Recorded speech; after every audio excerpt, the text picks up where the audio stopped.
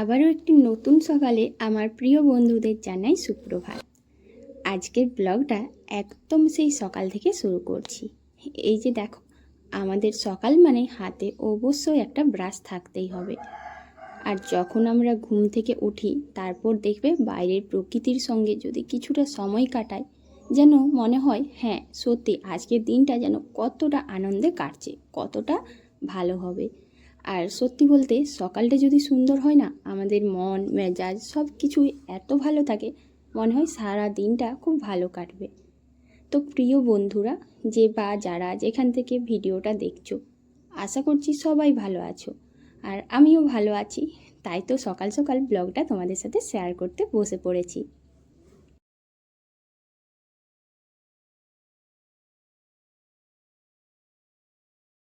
আমি একজন গ্রাম্য গৃহিণী, তাই আমি নিজেকে কখনোই ঘরবন্দি মনে করি না। ঘরবন্দি গৃহিণী না হয়েও একজন ঘরোয়া গৃহিণী হয়ে সংসারের সুখ সমৃদ্ধির জন্য সকাল থেকে রাত পর্যন্ত এইভাবে ঘরোয়াভাবে নিজের সংসারের মঙ্গল আর সংসারের প্রতিটা মানুষকে ভালো রাখার পাশাপাশি নিজেকে ও সংসারটাকেও ঠিকঠাকভাবে গুছিয়ে পরিপাটি করে ভালো করে রাখার চেষ্টা করি। বলতে পারি যে এখানে সুখ আনন্দ সব কিছুই যেন আমার হাতে থাকে। আর এগুলো জানো তো ঠিক দায়িত্বপূর্ণভাবে নিপুণতার সঙ্গে আমরা ঘরোয়াভাবেই পালন করতে পারি। একটা সংসারের সুখ সমৃদ্ধি আনন্দ সব কিছুই কিন্তু নির্ভর করে একজন গ্রাম্য গৃহিণীর ওপর। হ্যাঁ, গ্রাম্য গৃহিণীরা আসল একটু ঘরোয়া হয়ে থাকে। আর এই ঘরোয়া ভাবের মধ্যে কিন্তু কোনো ঘরবন্দি ভাব এই কথাটা আসে না।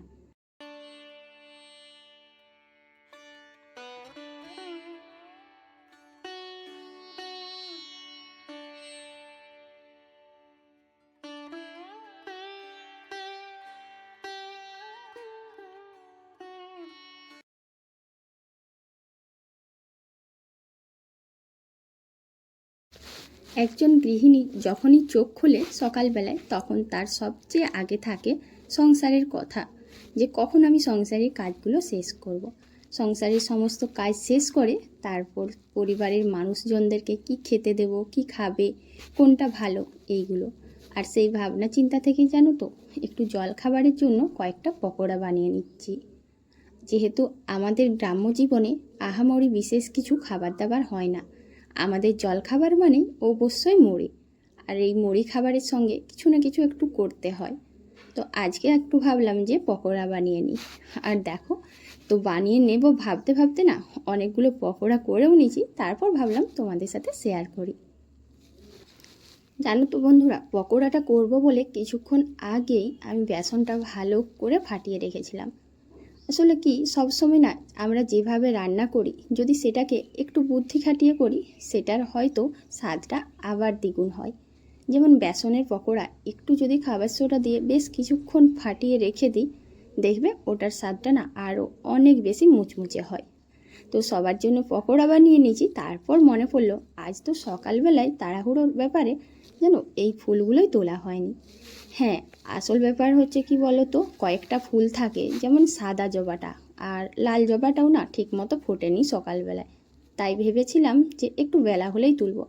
তো ফুলগুলো তুলে তারপর একটু মুড়ি খেয়ে এখন চলে এসেছি বাগানে। আমি একজন ঘরবন্দি গৃহবধূ। হ্যাঁ, তোমরা কিন্তু অনেকেই এটা বলতে পারো, তবে আমি মনে করি আমি কিন্তু ঘরবন্দি গৃহবধূ না। একজন ঘরোয়া গৃহবধূ হয়ে নিজেকে সংসারের মঙ্গলের জন্য, সংসারের জন্য আর নিজের জন্য অনেকটাই ব্যস্ততার মধ্যে রাখি। যেহেতু সংসারের অনেক কাজকর্ম হয়ে গিয়েছে আর জলখাবারও হয়ে গেছে, অনেকটাই বড়বেলা, তাই ভাবলাম যে এই বড়বেলার দিনে কি করব, তাড়াতাড়ি রান্না হয়ে গেলে তারপর না একটু ভালো লাগে না বসে থাকতে, কখন দুপুর হবে সবাই খাওয়া দাওয়া করব। আর আমি না সময়কে নষ্টও করতে চাই না। তাই ভাবলাম না একটু নিজেকে ব্যস্ত রাখি, সাথে সেই ব্যস্ততার সঙ্গে কিন্তু আমাদের সংসারের সাথে আমারও কিন্তু মনটা একটু এখানে ভালো থাকবে। আসল ব্যাপার হচ্ছে আমরা যদি প্রকৃতির সাথে একাকিত্ব কাটিয়ে নিতে পারি, তাহলে দেখবে একটা আলাদা সুখ অনুভব হয়। আর তাই আমি মাঝে মাঝেই বাগানে এই কাজগুলো করতে চলে আসি। সেটা হচ্ছে বাগানের আজকে অনেক অনেক শাক তুলব। তো পুরো বাগান খুঁজে খুঁজে জানো তো শাক তুলছি। আর হ্যাঁ, তোমাদেরকে তো বলাই হয়নি, তোমরা আবার ভাবে বাগানে কী শাক। আমরা বাগানে প্রত্যেকের বাগানে বিভিন্ন রকম শাক লাগিয়ে থাকি আর সেই শাক খাই। কিন্তু আজকে আমি বাগানে যে শাক তুলতে এসেছি সেটা কিন্তু কোনো টাকা দিয়ে বীজ বপন করা হয়েছে বা শাকটা লাগানো হয়েছে সেরকম না। আজকে আমি বাগানে যে শাকটা তুলছি এটা হচ্ছে পৃথিবীর যত শাক রয়েছে সব থেকে সেরা স্বাদের, আর তার সাথে একদম বিনে পয়সায়। আসলে বাগানে না এই শাকগুলো হয়ে থাকে।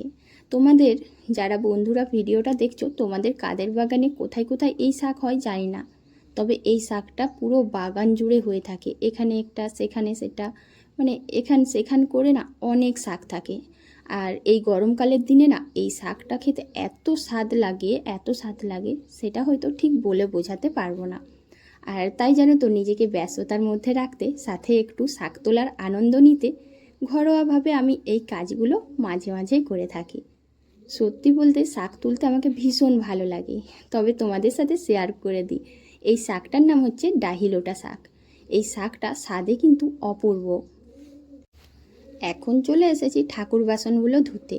সকালবেলায় যখন আমি বাসন মেজেছিলাম এই জায়গাটাতে অনেক এঁঠো জিনিস পড়েছিল, তারপর জল দিয়ে ধুয়েছি, কিন্তু ঠাকুর বাসনগুলো বাড়ির মধ্যে ছিল আর বের করানো হয়নি।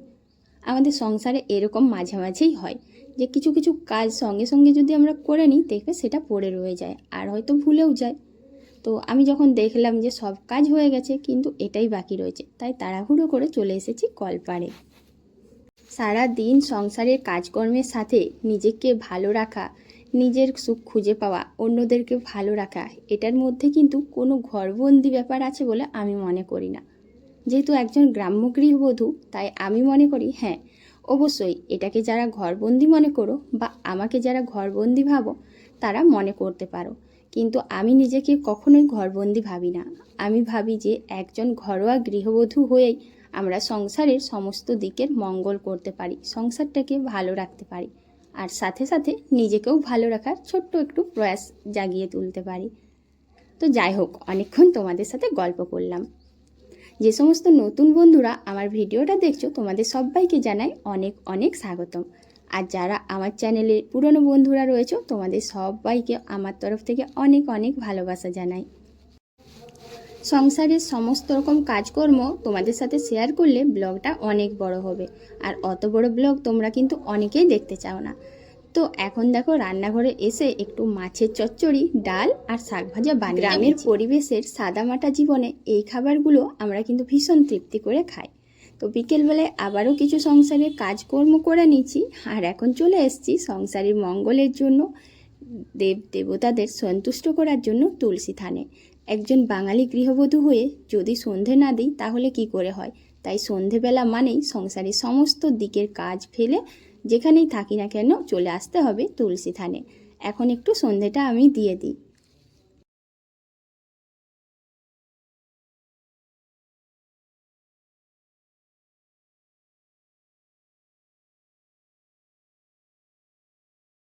একজন ঘরবন্দি গৃহবধূ নই, আমি নিজেকে একজন ঘরোয়া গৃহবধূ হিসেবে সংসারের সমস্ত সুখ শান্তি সমৃদ্ধিতে দায়িত্বপূর্ণভাবে পালন করার চেষ্টা করি।